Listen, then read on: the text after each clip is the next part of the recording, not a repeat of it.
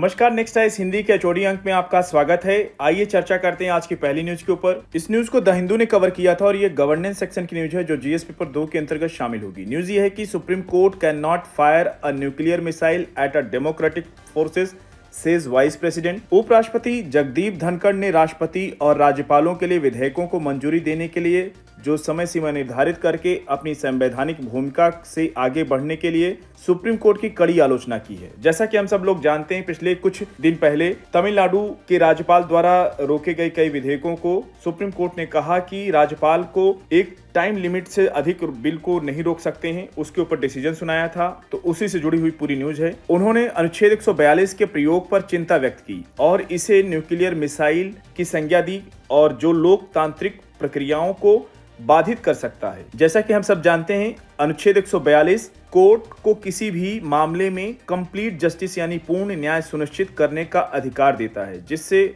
उसे public interest, human rights, fundamental rights के मामलों में हस्तक्षेप करने की अनुमति मिलती है, जिसके आदेश पूरे भारत में लागू होते हैं। ध्यान रखिएगा। देखिए, तमिलनाडु के राज्यपाल की ओर से विधानसभा से पारित विधेयकों को रोकने पर सुप्रीम कोर्ट के फैसलों ने जो बहस शुरू की थी, उसे राष्ट्रपति जगदीप धनखड़ की यह टिप्पणी और गरमाएगी, क्योंकि ये थोड़ी सी स्ट्रॉन्ग कमेंट है ये। और माना भी जा रहा है कि कोर्ट थोड़ा सा स्लो था, सुस्त था, वो कहीं अब सक्रिय हुआ है। और सक्रिय क्यों हुआ है, इस कारणों के ऊपर भी चर्चा करेंगे। चूंकि सुप्रीम कोर्ट ने राज्यपालों को विधेयकों पर 3 माह में फैसला लेने का आदेश देते हुए यह भी कहा था कि यदि राज्यपाल किसी विधेयक को असंवैधानिक मानते हुए राष्ट्रपति के पास भेजे तो वह उनसे राय भी ले। इसलिए यह सवाल उठा कि क्या उसे ऐसा आदेश देने का अधिकार है या केवल ऐसे ही कर रहा है। यह सवाल इसलिए भी और उठा क्योंकि फैसला सुप्रीम कोर्ट की 2 सदस्य पीठ ने दिया था, ना कि संवैधानिक पीठ ने दिया था। जैसा कि हम सब जानते हैं, संवैधानिक पीठ 5 जजों से मिलकर बनती है। इस सवाल के बीच ऐसे संकेत दिए गए कि सरकार इस फैसले की समीक्षा के लिए सुप्रीम कोर्ट जा सकती है।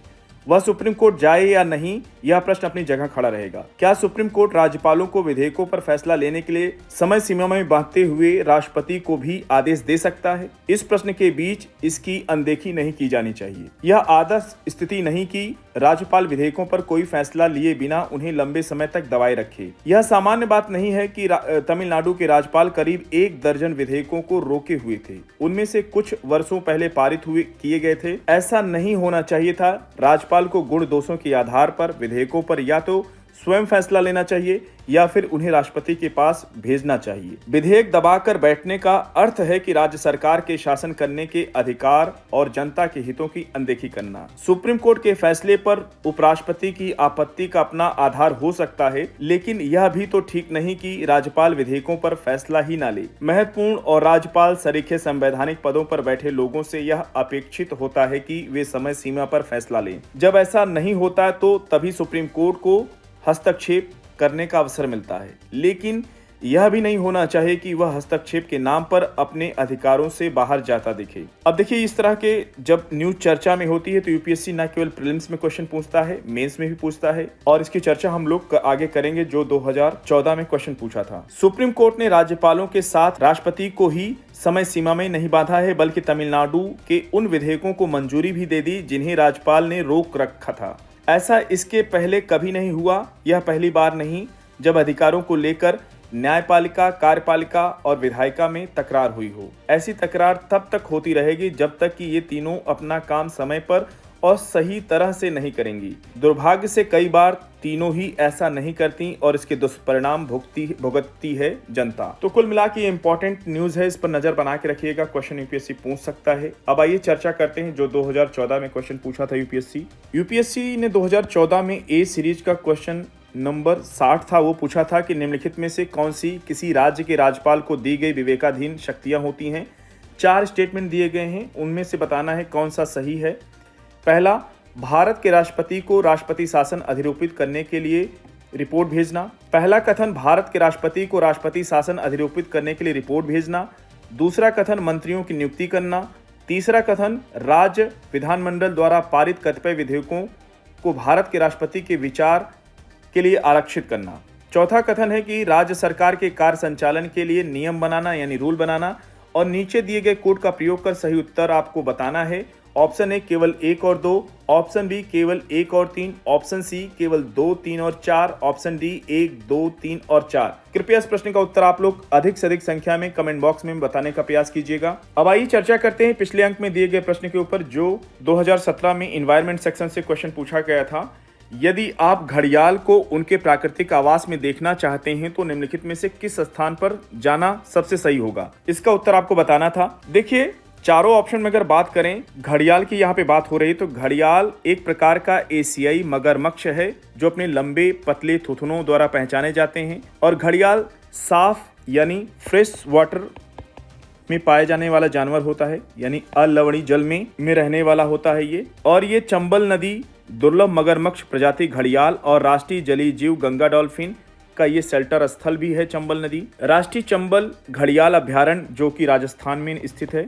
अगला क्वेश्चन ये भी पूछ सकता है, राष्ट्रीय चंबल घड़ियाल अभ्यारण्य कहाँ पे स्थित है? तो ये राजस्थान के सवाई माधोपुर में स्थित है, ध्यान रखिएगा, सवाई माधोपुर जिला है। और ये राष्ट्रीय चंबल अभ्यारण्य जो क्षेत्र है, सेंचुरी एरिया है, ये 3 राज्यों में फैला हुआ है। 3 राज्यों में अगर बात करें तो पहला तो आपका राजस्थान ही हो गया, दूसरा आपका मध्य प्रदेश, तीसरा आपका उत्तर प्रदेश का जो बुंदेलखंड वाला रीजन जहाँ पे चंबल नदी बहती है। अगर बात करें, देखिए, अगर इसके एडिशनल जानकारी के ऊपर बात करें घड़ियाल, तो घड़ियाल सबसे बड़े मगरमच्छों में से एक होता है और ये फ्रेश यानी अलवणीय जल वाले रिवर सिस्टम में पाया जाता है। और सभी मगरमच्छों में सर्वाधिक जलप्रिय होते हैं क्योंकि ये कभी भी जल से दूर नहीं होते हैं। और इसको अगर बात करें इसकी IUCN स्टेटस क्या है तो उसके ऊपर चर्चा कर लेते हैं। इसको international union of conservation of nature IUCN इसको क्रिटिकली इंडेंजर्ड यानी गंभीर रूप से संकटग्रस्त में इसको सूचीबद्ध किया है। और इनकी जनसंख्या अब केवल भारत और नेपाल तक ही सीमित है। बची हुई आबादी गंगा नदी तंत्र की सहायक नदियों में पाई जाती है। अगर बात करें उत्तर प्रदेश की गिरवा नदी, मध्य प्रदेश की सोन नदी और उत्तराखंड की रामगंगा, बिहार की गंडक, उत्तर प्रदेश की चंबल, मध्य प्रदेश और उड़ीसा की महानदी में मिलती हैं। भारत के घड़ियाल संरक्षित क्षेत्र 3 राज्यों उत्तर प्रदेश, मध्य प्रदेश और राजस्थान में अवस्थित है। अगली न्यूज की ओर बढ़ेंगे। इस न्यूज को PIB ने कवर किया था और ये इकोनॉमी सेक्शन की न्यूज, एक खास करके अगर बात करें इकोनॉमी में एग्रीकल्चर सेक्शन की न्यूज होगी ये, जो GS पेपर 3 के अंतर्गत शामिल होगी। न्यूज ये है कि केंद्रीय कृषि मंत्री श्री शिवराज सिंह चौहान ने ब्राजील में सोयाबीन उत्पादन प्लांट और टमाटर के खेतों सहित अन्य संस्थानों का दौरा किया है। ब्रिक्स देशों के कृषि मंत्रियों की 15वीं बैठक के लिए ब्राजील प्रवास पर इस समय है केंद्रीय कृषि मंत्री शिवराज सिंह चौहान। केंद्रीय मंत्री श्री शिवराज सिंह चौहान ने भारतीय किसानों को नई पद्धतियों से लाभ पहुंचाने की जानकारी ली। वहां तरह तरह के आप इस इमेज से देख सकते हैं, इस तरह के उन्होंने डिवाइसेस पर जा करके देखा कैसे वहां काम करते हैं, खास करके ब्राजील की बात करें। और इस तरह खेतों का भी दौरा किया, निरीक्षण किया। देखिए, अगर उत्पादन वृद्धि में काम आएगी ब्राजीली तकनीकी, ब्रिक्स के सदस्य देश संग उन्होंने बैठक किया। शिवराज सिंह ने ब्राजील में सोयाबीन उत्पादन प्लांट और टमाटर के खेतों सहित अन्य संस्थानों का भी दौरा किया। इसका उद्देश्य अगर बात करें तो भारत में सोयाबीन उत्पादन बढ़ाने के लिए ब्राजील के साथ काम करने का इच्छुक है और इसकी प्रोसेसिंग में भी ब्राजील की तकनीकी काम आएगी। भारतीय कृषि विकास में तेजी लाने को प्रतिनिधिमंडल को भारत आने का उन्होंने इनविटेशन यानी न्योता भी दिया। उन्होंने स्वयं भी कृषि की नई तकनीकी की जानकारी ली, जैसा कि सब हम लोग इस इमेज में देख सकते हैं। अगली न्यूज की ओर बढ़ेंगे। इस न्यूज को इंडियन एक्सप्रेस ने कवर किया था। एनवायरमेंट सेक्शन की न्यूज है जो GS पेपर 3 के अंतर्गत शामिल होगी। न्यूज ये है कि India to host international big cat alliance headquarters.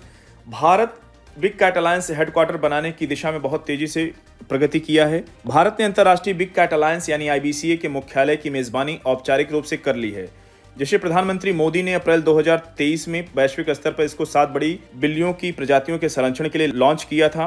और 5 देशों द्वारा समझौते की पुष्टि करने के साथ ही इंटरनेशनल बिग कैट अलायंस एक ट्रीटी बेस्ड इंटरगवर्नमेंटल बॉडी बन गया है। और इसके अगर उद्देश्य की बात करें तो सहयोग को बढ़ावा देना, सर्वोत्तम प्रथाओं को साझा करना, संरक्षण प्रयासों को मजबूत करना है। ध्यान रखिएगा, बिग कैट अलायंस बहुत चर्चा में है, इसलिए क्वेश्चन पूछ सकता है UPSC, इसलिए हर एंगल से इसको तैयार कर लीजिएगा। अगली न्यूज की ओर बढ़ेंगे। अगली न्यूज को ऑल इंडिया रेडियो ने कवर किया था और ये इकोनॉमी सेक्शन की न्यूज है जो GS पेपर 3 के अंतर्गत शामिल होगी। न्यूज ये है कि UNCTAD project India economy to grow by 6.5% in 2025। अगर अंकटाड की फुल फॉर्म की बात करें तो देखिए, अंकटाड हर साल अपनी रिपोर्ट जारी करता है।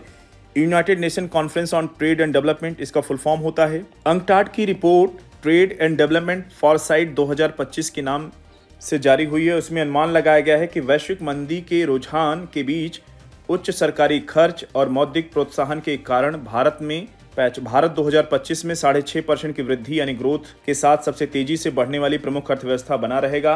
लेकिन अगर इस रिपोर्ट की मुख्य बातों की बात करें तो इसमें मंदी के रास्ते पर जा सकती है वैश्विक अर्थव्यवस्था, ये चिंता जाहिर की गई है। और चीन की विकास दर की यहाँ पे 4.4% का अनुमान लगाया गया है। अमेरिकी आर्थिकी के 1% की दर से बढ़ने की उम्मीद है। सबसे अच्छी न्यूज़ ये है कि इसमें कहा गया है कि भारत आने वाले दिनों में सबसे तेजी से बढ़ने वाली अर्थव्यवस्था बना रहेगा और कई देशों को पीछे करेगा, खास करके जर्मनी और जापान को भी पीछे छोड़ेगा। और ये द्वितीय विश्व युद्ध के बाद सबसे गंभीर चुनौतियों का सामना कर रही ये अंतर्राष्ट्रीय व्यापार प्रणाली, ये भी इस रिपोर्ट में कहा गया है। और ये जो बढ़ते टेंशन है यानी व्यापार तनाव के बीच मौजूदा व्यापार संबंधों का लाभ उठाए दुनिया के विकासशील देश, ऐसा भी इसमें कहा गया है। तो कुल मिला के इंपॉर्टेंट न्यूज़ थी, इसको अच्छे से कवर कीजिएगा। साथियों, आज के चौड़ी अंक को यहीं पे समाप्त करते हैं। मिलते हैं नेक्स्ट अंक में कुछ और इंपॉर्टेंट न्यूज़ के साथ। तब तक जुड़े रहिए नेक्स्ट आई से हिंदी के साथ। धन्यवाद।